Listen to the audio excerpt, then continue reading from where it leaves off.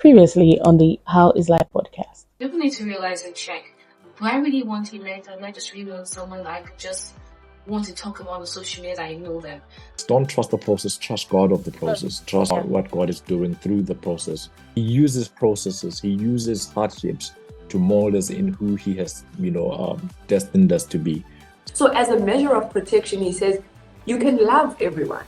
You must love everyone. You can be friends and acquaintances and colleagues with everyone, but there needs to only be a godly people that counsels. When I had my first child, I was making that effort, sincere effort, that my child should not get first information from outside, if not from me.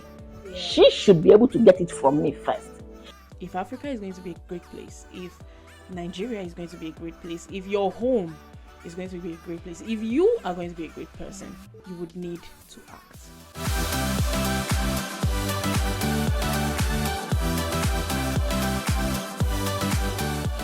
Welcome to season 4. I'm so excited that you're listening to this episode right now because season 4 of this podcast is so special. There's a lot that is going to go on in this season of the podcast. So go to our Instagram page, howislife_podcast, and just key into what it is that we have for us this year. For this season, we're going to be having more solo episodes, just me talking. And in each episode, we are going to be responding to the title of the podcast, which is How is Life? And so we'll be asking ourselves, really, how is life? For the first episode of the season, this episode you're listening to, we're going back to the beginning. We're going back to where it all starts. And in this episode, the response is, life begins in God. There was something that went on at the beginning of the year, when everybody shouted, Happy New Year, Happy New Year. Everyone was excited, but I had this feeling. And when I was scrolling on the streets of Instagram and even discussing with people, I realized that I wasn't alone with that feeling. I wasn't the only one that had that feeling or that was feeling that way. And what was the feeling? There was this emptiness. We just shouted Happy New Year. Everybody's excited. Everybody's hugging. Everybody's making videos. But what really is new about the new year? We were just at 11:59 and now we're at 12 a.m. Okay. But then after discussing with people and, even seeing some captions of pictures that people were putting up, I then realized, yes, majority of us are having this, face value of emptiness. But for so many people, it is rooted in so many things, different things, like different category of things. But I'm going to be talking about 2 through the course of this episode. I'm going to be talking about 2. Particularly, and I think I'll be sitting more on the second one, but I will talk about 2. The first one is the feeling of emptiness because or as a result of God stretching your capacity to receive more of His goodness. And like the analogy I would usually use, if you were at 128 gigabytes of storage space, that was the much you could contain. That was the much of God's goodness you could contain. He then expands it to about 256 gig more. It goes from 128 to 256. And then that vacuum is the emptiness you feel. That opening is for more of God's goodness to come into you, more of God's blessings, more of God, more of all of God. So that's just the space for more. But then the second one that I'm really going to be sitting on through the course of this episode is the feeling of emptiness as a result of your lifestyle of self-dependency, your lifestyle of internal energy generation. So you've been depending on yourself for energy. You've been depending on yourself to, move. Is it not me again? I can do this. I can do that. So there's been a lot of, self-dependency, and now you're tired. What should be the start of a journey or is the start of a season? You're already tired. For some, you're exhausted. For some, you're overwhelmed. For some, you're burnt out, and you have rested. And deep. This, I'm not talking about those that have not rested. I'm talking about those you have rested. You were at rest. But time to kickstart the journey, you are tired. It just might be that you've been depending on yourself way too much. You've been relying on yourself. Meanwhile, we have a source. We have an energy source. And that's why I said in this episode, we're going back to the beginning. Life begins in God. Life doesn't begin with your vision boards. It doesn't begin with your goal setting. It doesn't begin with your network. It doesn't begin with your affluence. It begins in God. And I would like to draw your attention to a particular scripture we would usually read, especially the early times of our journey into the faith. When you come in after John 3:16, the next one is this 2 Corinthians 5:15 and 17. I'm reading with the NLT version. It says, either way, Christ's love controls us. Since we believe that Christ died for all, we also believe that we have all died to our old life. He died for everyone so that those who receive his new life will no longer live for themselves. Instead, they will live for Christ, who died and was raised for them. This means that anyone who belongs to Christ has become a new person. The old life has passed, the old life is gone, a new life has begun. Let's hold on to old life, new life. Let's just add something else to that life. Old lifestyle, new lifestyle. And let's sit on what a lifestyle is. Your lifestyle is a combination of your views, your approach, and the way you live life. And these things are rooted in so many things. They're rooted in your personalities, your beliefs, your values, your goals, your personal choices, sometimes your socioeconomic status, a lot of things, your psychological makeup, so many things.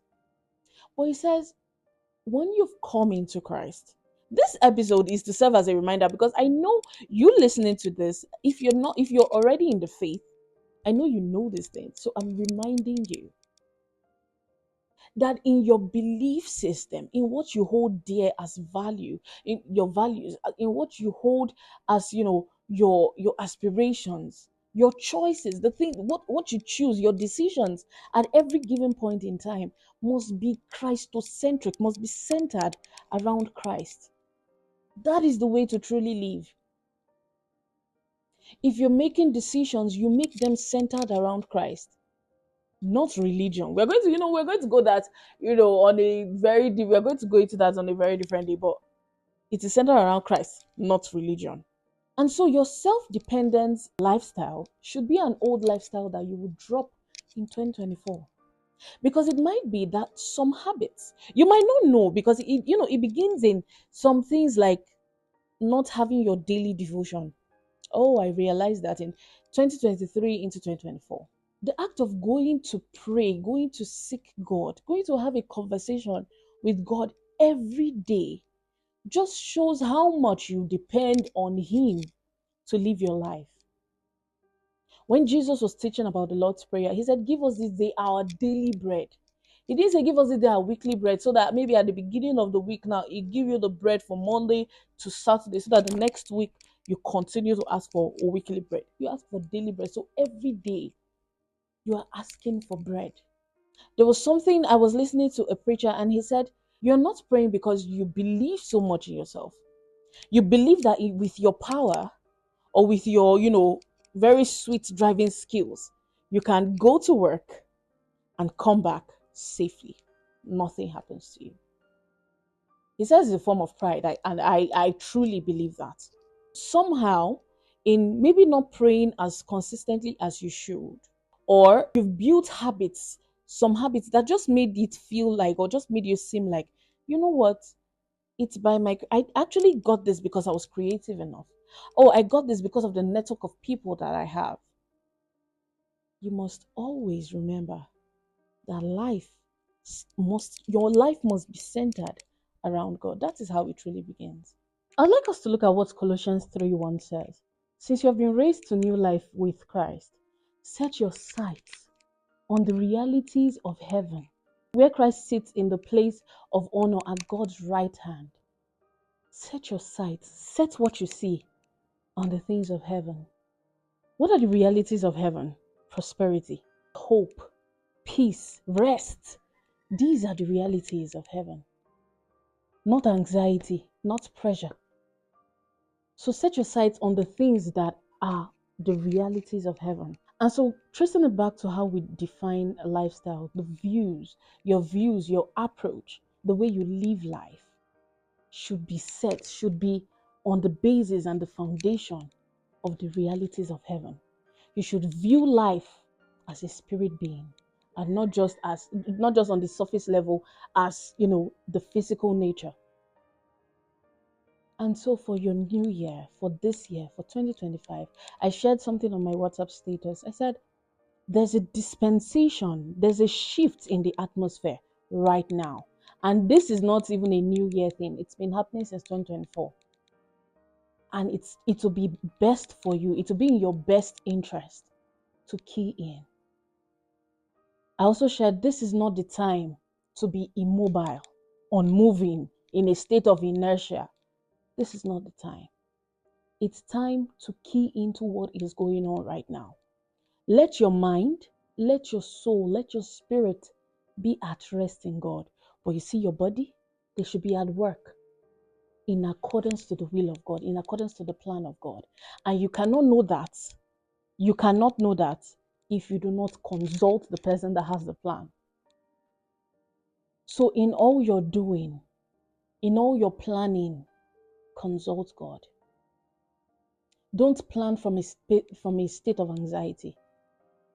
Don't plan from a state of anger. Don't plan from a state of frustration. Don't plan from a state of pressure. Plan from the knowing and the consciousness of God's will and plan for your life. As I'm bringing this episode to a close, I want you to go back to God. I know for a while, you might not have actually prayed about the year. Yes, I mean, had your personal devotion, a one-on-one sitting and say, God, what's going on this year? What am I really doing this year? You've not had that one-on-one conversation with God. You should. So after listening to this, please, if you want to pause this, Gansef, to have that conversation, it's needed. You can't start the year. You can't start this time running by your own energy. You can only do so much. You can only move. You can only power yourself. You can only power that vision God has given to you so much. And the second thing I would like you to do is to read the book of Haggai, Haggai chapter 2. I'll give you a bit of a context to that particular chapter. That was when the Jews had just come back from exile after being captured by the Babylonians, and then they were settled back in their land, right? And they wanted to rebuild the temple. So, they came back with the enthusiasm to rebuild their temple. They were excited about rebuilding their temple, their relationship, their worship with God. They were excited about it. But as they got to the land and saw the land desolate, they started concentrating on building the land.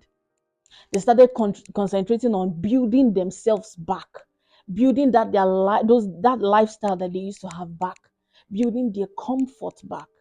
As time went by, they completely forgot. Like the zeal to build back the house of God had left them. And then Haggai was sent by God to remind them. He said, I know you think you are living the life of comfort now.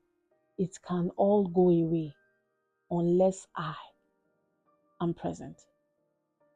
He said, so it was a calling to them for them to rebuild their temple. And of course, when God asks you to rebuild something like that, it's not just asking you to put the blocks together. He's asking for fellowship. He's asking for your time. He's asking for your time. He's asking for that sitting, that oneness, that communion with you. And so he asked them to rebuild the temple. And he gave them promises. He said, when you rebuild that temple, if you think you have life now, if you think you're enjoying now, I tell you, I, the Lord of Heaven's armies. I love it when he calls himself that. I, the Lord of Heaven's armies. Like, there's kind of power to the name. There are many names that God has that has a lot of power, but you see that one? Say, I, the Lord of heaven's armies, is promising you, is saying to you that the glory of the latter days, the days to come, will be nothing compared to the present and even the former. And so, like I said before, life begins in God. Regardless of what you've built, you've not even started if God is not in it. As long as you built it yourself and he was not involved, or he wasn't in the plan, it hasn't begun. So wherever you think you are, whatever state you feel like you are in right now, the latter days, even if you feel like you're in cloud 100, the latter days are still better than what you're seeing now. Give him the permission to step in. This video is a reminder to you, and I pray you hearken to it. And I know, I am convinced that as you're listening to this, the Holy Spirit is dropping something in your spirit. He's dropping that burden for you to pray. He's dropping that feeling, that atmosphere. Something around you is just stirring you up to pray. That is it. So you can pause this video right here. You can stop it, drop it and pray. Drop it and converse with God.